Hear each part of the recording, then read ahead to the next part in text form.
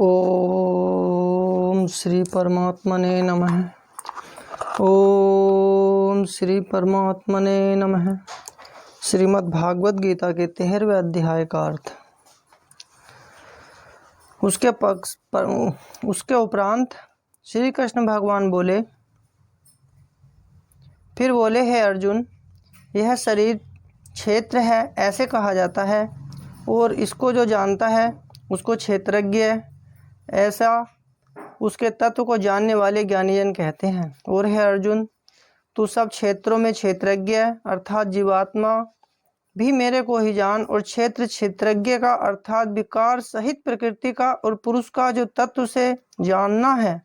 वह ज्ञान है, ऐसा मेरा मत है। इसलिए वह क्षेत्र जो है और जैसा है तथा जिन विकारों वाला है और जिस कारण से जो हुआ है वह क्षेत्रज्ञ भी जो है और जिस प्रभाव वाला है वह संक्षेप से मेरे को सुन।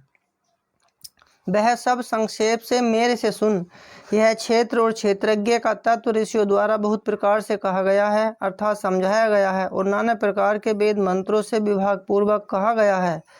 तथा अच्छी प्रकार निश्चय किए हुए युक्ति युक्त ब्रह्म सूत्रों के पदों द्वारा वैसे भी कहा गया है। हे अर्जुन, वही मैं तेरे लिए कहता हूँ कि 5 महाभूत अर्थात आकाश, वायु, अग्नि, जल और पृथ्वी का सूक्ष्म भाव, अहंकार, बुद्धि और मूल प्रकृति अर्थात त्रिगुणमयी माया भी तथा 10 इंद्रियां अर्थात श्रोत्र, त्वचा, नेत्र, रसना और घ्राण एवं वाक, हस्त, पाद, उपस्थ और गुदा, एक मन और 5 इंद्रियों के विषय अर्थात शब्द, स्पर्श, रूप, रस और गंध तथा इच्छा, द्वेष, सुख, दुख और स्थूल देह का पिंड एवं चेतनता और धृति, इस प्रकार यह क्षेत्र विकारों के सहित संक्षेप से कहा गया। हे अर्जुन, श्रेष्ठता के अभिमान का अभाव, दंभाचरण का अभाव, प्राणी मात्र को किसी प्रकार भी न सताना और क्षमा भाव तथा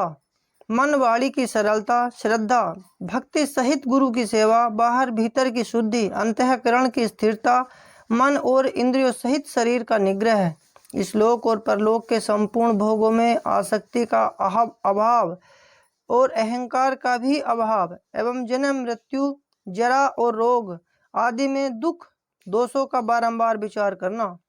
पुत्र, स्त्री, घर और धनादि में आसक्ति का अभाव और ममता का न होना तथा प्रिय अप्रिय में प्राप्ति में सदा ही चिंतन, प्रिय और अप्रिय की प्राप्ति में सदा ही चित्त का सम रहना अर्थात मन के अनुकूल तथा प्रतिकूल के प्राप्त होने पर हर्ष, शोकादि विकारों का न होना, मुझ परमेश्वर में एक ही भाव से स्थिति रूप ध्यान योग के द्वारा अव्यभिचारिणी भक्ति तथा एकांत और शुद्ध देश में रहने का स्वभाव और विषयासक्त मनुष्यों के समुदाय में प्रेम का न होना तथा अध्यात्म में नित्य स्थिति और तत्व ज्ञान के अर्थ रूप परमात्मा को सर्वत्र देखना, यह सब तो ज्ञान है और जो इसके विपरीत है वह अज्ञान है, ऐसे कहा गया है। हे अर्जुन, जो जानने के योग्य है तथा जिसको जानकर मनुष्य परमानंद को प्राप्त होता है उसको अच्छी प्रकार कहूँगा। वह आदि रहित परम ब्रह्मा अकथनीय होने से न सत कहा जाता है और न असत ही कहा जाता है, परंतु वह सब ओर से हाथ पैर वाला एवं सब ओर से नेत्र, सिर और मुख वाला तथा सब ओर से श्रोत्र वाला है, क्योंकि वह संसार में सबको व्याप्त करके स्थित है और संपूर्ण इंद्रियों के विषयों को जानने वाला है, परंतु वास्तव में सब इंद्रियों से रहित है तथा आसक्ति रहित और गुणों से अतीत हुआ भी अपनी योग माया से सबको धारण पोषण करने वाला और गुणों को भोगने वाला है तथा वह परमात्मा चराचर सब भूतों के बाहर भीतर परिपूर्ण है और चर अचर रूप भी वही है और सूक्ष्म होने से अविज्ञेय है तथा अति समीप में और दूर में भी स्थित वही है, और वह विभाग रहित एक रूप से आकाश के सदृश परिपूर्ण हुआ भी चराचर संपूर्ण भूतों में पृथक पृथक के सदृश स्थित प्रतीत होता है तथा वह जानने योग्य परमात्मा विष्णु रूप से भूतों को धारण पोषण करने वाला और रुद्र रूप से संहार करने वाला तथा ब्रह्मा रूप से सबका उत्पन्न करने वाला है। वह ब्रह्मा ज्योतियों का भी ज्योति एवं माया से अति परे कहा जाता है तथा वह परमात्मा बोध स्वरूप और जानने के योग्य है एवं तत्व ज्ञान से प्राप्त होने वाला और सबके हृदय में स्थित है। हे अर्जुन, इस प्रकार क्षेत्र तथा ज्ञान और जानने योग्य परमात्मा का स्वरूप संक्षेप से कहा गया। इसको तत्व से जानकर मेरा भक्त मेरे स्वरूप को प्राप्त होता है। हे अर्जुन, प्रकृति अर्थात त्रिगुणमयी, मेरी माया और जीवात्मा अर्थात क्षेत्रज्ञ, इन दोनों को ही तू अनादि जान और राग द्वेष आदि विकारों तथा त्रिगुणात्मक संपूर्ण पदार्थों को भी प्रकृति से ही उत्पन्न हुआ जान। क्योंकि कार्य और कारण के उत्पन्न करने में हेतु प्रकृति कही जाती है और जीवात्मा सुख दुखों के भोक्तापन में अर्थात भोगने में हेतु कहा जाता है। परंतु प्रकृति में स्थित हुआ ही पुरुष प्रकृति से उत्पन्न हुए त्रिगुणात्मक सब पदार्थों को भोगता है और इन गुणों का संग ही इस जीवात्मा के अच्छी बुरी योनियों में जन्म लेने के कारण है। वास्तव में तो यह पुरुष इस देह में स्थित हुआ भी पर अर्थात त्रिगुणमयी माया से सर्वथा अतीत ही है। केवल साक्षी होने से उपद्रष्टा और यथार्थ सम्मति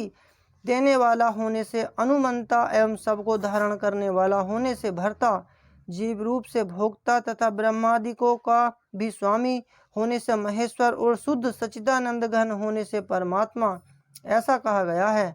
इस प्रकार पुरुष को और गुणों के सहित प्रकृति को जो मनुष्य तत्व से जानता है वह सब प्रकार से बरतता हुआ भी फिर नहीं जन्मता है अर्थात पुनर्जन्म को नहीं प्राप्त होता है। हे अर्जुन, उस परम पुरुष परमात्मा को कितने ही मनुष्य तो शुद्ध हुई सूक्ष्म बुद्धि से ध्यान के द्वारा हृदय में रखते हैं तथा अन्य कितने ही ज्ञान योग के द्वारा देखते हैं और अपर कितने ही निष्काम कर्म योग के द्वारा देखते हैं। परंतु इनसे दूसरे अर्थात जो मंद बुद्धि वाले पुरुष हैं वे स्वयं इस प्रकार न जानते हुए दूसरों से अर्थात तत्व के जानने वाले पुरुषों से सुनकर ही उपासना करते हैं। अर्थात उन पुरुषों के कहने के अनुसार ही श्रद्धा सहित तत्पर वे साधन करते हैं और वे सुनने के परायण हुए पुरुष भी मृत्यु रूप संसार सागर को निस्संदेह तर जाते हैं। हे अर्जुन, यावन मात्र जो कुछ भी स्थावर या जंगम वस्तु उत्पन्न होती है उस संपूर्ण क्षेत्र को तू क्षेत्र और क्षेत्रज्ञ के संयोग से ही उत्पन्न हुई जान। अर्थात प्रकृति और पुरुष के परस्पर संबंध से ही संपूर्ण जगत की स्थिति है। वास्तव में तो संपूर्ण जगत नाशवान और क्षणभंगुर होने से अनित्य है। इस प्रकार जानकर जो पुरुष नष्ट होते हुए सब चराचर भूतों में नाश रहित परमेश्वर को समभाव से स्थित देखता है वही देखता है। क्योंकि वह पुरुष सब में समभाव से स्थित हुए परमेश्वर को समान देखता है, वह अपने द्वारा आपको नष्ट नहीं करता है अर्थात शरीर का नाश होने से अपने आत्मा का नाश नहीं मानता है। इससे वह परम गति को प्राप्त होता है।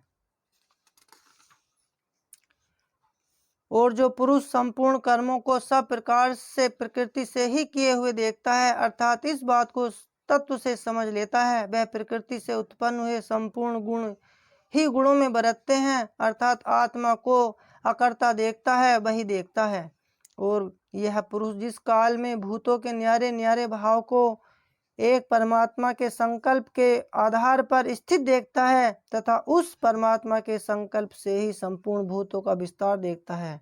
उस काल में सच्चिदानंद घन